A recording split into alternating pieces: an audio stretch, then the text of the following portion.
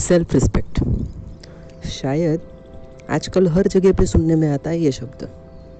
Self respect को बचाओ, अपनी सेल्फ रिस्पेक्ट को प्रायोरिटी दो, एक्सेट्रा एक्सेट्रा। आखिर क्या है ये सेल्फ रिस्पेक्ट? अब जितने लोग उतने पर्सपेक्टिव, उतने पॉइंट ऑफ व्यू। तो हर एक इंसान के लिए इसका मीनिंग अलग अलग हो सकता है। अब अगर मेरी बात करूँ तो मेरे लिए सेल्फ रिस्पेक्ट यानी 2 words, self and respect. Self यानी कि जो आप खुद हो, और रिस्पेक्ट जो कि हर एक बंदा चाहता है कि उसे मिले और जो वो डिज़र्व करता है। ये सेल्फ रिस्पेक्ट है। एक ऑरा है ये। It is an invisible protective layer जो हर एक इंसान के इर्द गिर्द होता है, जो हमें दिखता नहीं है बट बहुत सारी चीज़ों से हमारा प्रोटेक्शन करता है, जैसे कि negative energy, hatred, jealousy, stress, worries, problems, दुनिया की बेतुकी बातें, हर एक से हमें बचाता है। अब ये कब तक हमें बचाता है? जब तक कि ये खुद इंटैक्ट है, यानी कि इसमें कोई ब्रेक नहीं है, ये कंप्लीट है, तब तक हमें बचाता है। बट जब कोई रीज़न से इसमें छोटा सा भी ब्रेक आ जाता है ना, तो फिर ये सारी चीज़ें धीरे धीरे एंटर करती है इंसान के दिमाग में। अब ये ब्रेक कहाँ तक एक्सटेंड होगा उसकी कोई लिमिट नहीं है। ये चीज़ हर एक इंसान के खुद के हाथ में है। अगर सिंपल लैंग्वेज में कहे तो जब बारिश होती है हम छाता यूज़ करते हैं जो कि हमें बारिश से बचाता है।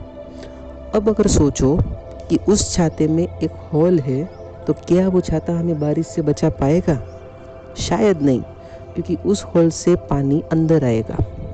अब अगर समय रहते उसको ठीक ना करा जाए तो शायद वो होल इतना बड़ा हो जाएगा कि वो छाता छाता ही ना रहे, यानी कि उस छाते ने अपना ओरिजिनल फॉर्म छोड़ दिया।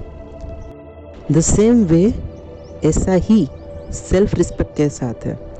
जब हम अपने कंफर्ट जोन से बाहर जाकर चीज़ें करते हैं किसी के लिए जिसे शायद इस चीज़ का एहसास नहीं है, जब हम अपनी लाइक्स डिसलाइक्स को साइड में कर कर किसी और की चॉइस के अकॉर्डिंग जीते हैं, जब हम अपने आप से ज़्यादा किसी और को वैल्यू देते हैं, जब हम हमारे बारे में ना सोचकर दूसरों के बारे में सोचते हैं, ये फर्स्ट थिंग है जो ब्रेक देती है आपके प्रोटेक्टिव लेयर को, यानी कि सेल्फ रिस्पेक्ट को। ये इनिशियल स्टेज है। अगर यहाँ पे हम समझ जाते हैं और रुक जाते हैं तो ये ब्रेक ठीक हो सकती है। बट हमें सबको पता है कि ये चीज़ हमारे हाथ में नहीं है। ये चीज़ कंटिन्यू होती रहती है। अब जैसे जैसे ये चीज़ कंटिन्यू होती रहती है, वो ब्रेक धीरे धीरे धीरे बड़ी होती जाती है, और एक टाइम ऐसा आता है जब ये ब्रेक आपके पूरे लेयर में छा जाती है और आपका लेयर ब्रेक हो जाता है। तो अब आपके पास कोई प्रोटेक्शन नहीं है, तो वो सारी प्रॉब्लम्स, सारी नेगेटिव वाइब्स, सारी hatred, everything come to your mind और छा जाता है आपके माइंड के ऊपर। तो अब शायद वो प्रोटेक्शन नहीं है, ये प्रोटेक्शन है सेल्फ रिस्पेक्ट, जो ये सारी चीज़ों से आपको प्रोटेक्ट करती है। तो जब ऐसा होता है हमें क्या करना चाहिए? We have to maintain our self respect. अब वो कैसे करें? तो first thing, decide the way you wanna be treated by people. मतलब आप खुद तय करो कि लोग आपसे कैसे बिहेव करेंगे। तो फर्स्ट थिंग, अपनी लाइक्स डिसलाइक कंफर्ट जोन के साथ तुम खुद अपने आप को एक्सेप्ट करो और खुद की रिस्पेक्ट करो, क्योंकि जो चीज़ तुम दूसरों से एक्सपेक्ट कर रहे हो, जब तक वो चीज़ तुम खुद नहीं करोगे तुम किसी और से ये एक्सपेक्ट नहीं कर सकते हो।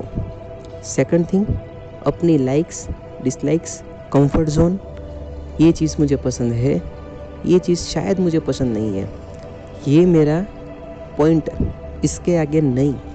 ये सारी चीज़ें अपने बारे में खुद जानो, और जो भी आपके साथ कांटेक्ट में है, every one of them should know this. मतलब सबको ये सारी चीज़ें पता होनी चाहिए, तभी जब वो आपसे बात करेंगे तो उन्हें पता होगा कि इसके सामने शायद ये बोल सकते हैं, इसके सामने ये नहीं बोल सकते, इसके सामने ऐसे बात करनी है, शायद ये इसका पॉइंट है, इसके आगे हम इसे नहीं बोल सकते। अगर ये सारी चीज़ें उन्हें पता होगी तो एक सर्टन वे में बात होगी जो शायद आपकी सेल्फ रिस्पेक्ट को हर्ट ना करे। यहाँ पर आपने खुद तय किया the way that you want people to talk with you, it is the first step. अब सेकंड है गिव रिस्पेक्ट टेक रिस्पेक्ट, यानी कि जो चीज़ आप सबसे एक्सपेक्ट कर रहे हो वही चीज़ हर कोई एक्सपेक्ट करता है, तो इसका मतलब हमें भी सबको रिस्पेक्ट देनी चाहिए, मगर जहाँ पर वो रिस्पेक्ट की वैल्यू ना हो, उसकी कदर ना हो, वहाँ पे रिस्पेक्ट देने का कोई मतलब नहीं है, क्योंकि वो चीज़ फाइनली कहीं ना कहीं जाकर आपकी ही सेल्फ रिस्पेक्ट को हर्ट करेगी। तो इसके बारे में ना ज़्यादा सोचना चाहिए, ना कुछ बोलना चाहिए, ना कुछ जताना चाहिए, शांति से वहाँ से निकल जाना चाहिए। It is the second thing. अब आते हैं थर्ड पॉइंट के ऊपर, जहाँ पे आपके डिसीजंस की, आपके पॉइंट ऑफ व्यूज़ की, आपके आइडियाज़ की वैल्यू नहीं है, वहाँ से दूर रहना चाहिए। क्योंकि वहाँ पर अगर आप अपना पॉइंट ऑफ व्यू दो या शायद तुम अपना कंट्रीब्यूशन भी दो तो वो चीज़ मैटर नहीं करेगी और फाइनली कहीं ना कहीं जाकर ये चीज़ तुम्हें हर्ट करेगी, जो हर्ट शायद सेल्फ रिस्पेक्ट के ऊपर होगा। ऐसे में हमें अगर अकेला चलना पड़े, सारी दुनिया इस तरफ है, अगर तुम अकेले इस तरफ हो तो भी वो सही है, क्योंकि झुंड में चलने से अच्छा है अकेला चलना। डिफ़िकल्ट है बट अगर कर लोगे तो शायद थोड़ा अच्छा फील करोगे। ये सब बोलना बहुत आसान है बट करना उतना ही डिफ़िकल्ट है। तो सोचो, जब हम औरों के लिए इतनी सारी चीज़ें करते हैं, चाहे हमें कुछ मिले या ना मिले, हर्ट होकर भी दूसरों के लिए हम बहुत कुछ करते हैं, तो क्या हम अपनी सेल्फ रिस्पेक्ट के लिए इतना नहीं कर सकते? ज़रूर कर सकते हैं। आप इस चीज़ के बारे में क्या सोचते हो ज़रूर बताना। Comment section is all yours and your views and opinions are heartily welcomed with lots of love and respect. Always be happy and keep smiling.